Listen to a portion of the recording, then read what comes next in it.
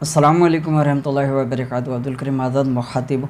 आज हम बात करेंगे एहतलाम क्यों होता है। एहतलाम मर्ज़ और इसकी वजूहात, असबाब और इसका मुकम्मल इलाज, वो भी इंतहाई आसान 10 रुपये का इलाज बताएंगे। तो मुकम्मल तफसील के लिए ये जहन नशीन कर लें कि एहतलाम के लिए नींद का होना शर्त है। यहाँ पर दो सूरतें होती है एहतलाम की।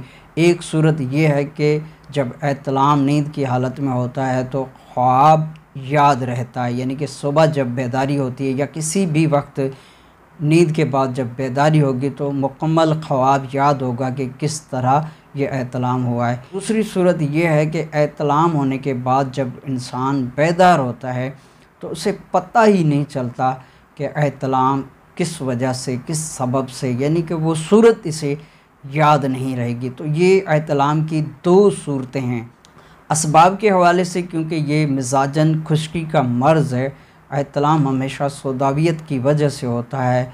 तो सौदावियत में ऐसी ग़िज़ाएँ, ऐसी चीज़ें जो कि चटपटी हों, जैसे अचार, चावल, मुर्गी, मछली, बड़ा गोश्त, अंडे, पराठे, चाय, इस तरह की जो देगर बेकरी आइटम्स हैं या चटपटी चीज़ें हैं या खट्टी चीज़ें, बादी चीज़ें, आलू, गोभी, बैंगन, इस तरह की जो ग़िज़ाएँ हैं, इनके बकसरत इस्तेमाल से यहाँ तक एहतलाम तक की नौबत पेश आती है। तो धीरे धीरे फिर ये मर्ज़ में कन्वर्ट हो जाता है, फिर ये मज़बूत हो जाता है। तो ये असबाब हैं।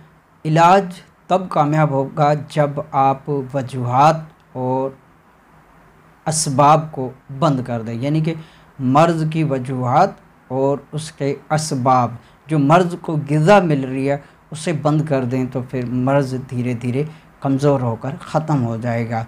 तो सबसे पहले ऐसी ग़िज़ाएँ जो कि एहतलाम का सबब बनती है, यानी कि ऐसी बादी ग़िज़ाएँ, खुश्क सर्द ग़िज़ाएँ, खुश्क गर्म ग़िज़ाएँ, जो कि जैसे मछली, अंडा, पराठा, तली हुई भुनी हुई चीज़ें, समोसे, पकोड़े, या इस तरह की जो खट्टी बादी, अचार वगैरह ऐसी चीज़ें हैं, बैंगन हो गया, गोभी हो गया, आलू हो गया, इस तरह की जो भी ग़िज़ाएँ ये बंद कर लें।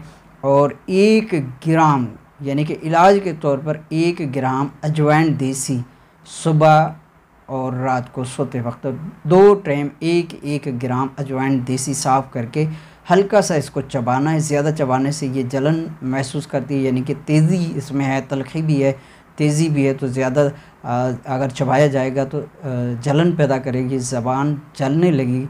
हल्का सा चबाकर पानी से इसको निगल लिया जाए तो सुबह शाम इस तरह इसको चबाकर, हल्का चबाकर अजवाइन देसी को निगल लिया जाए तो धीरे धीरे जो है एहतलाम का मर्ज़ ख़त्म होना शुरू हो जाएगा। यूँ हफ़्ता 10 दिन या हद ज़्यादा अगर पुराना मर्ज़ है तो 15-20 दिन के इस्तेमाल से एहतलाम की जो पोजीशन है या जो नौबत है या जो मर्ज़ है, इससे हमेशा के लिए छुटकारा हासिल हो जाएगा। आपका खैर अंदेश, अब्दुल करीम आज़ाद।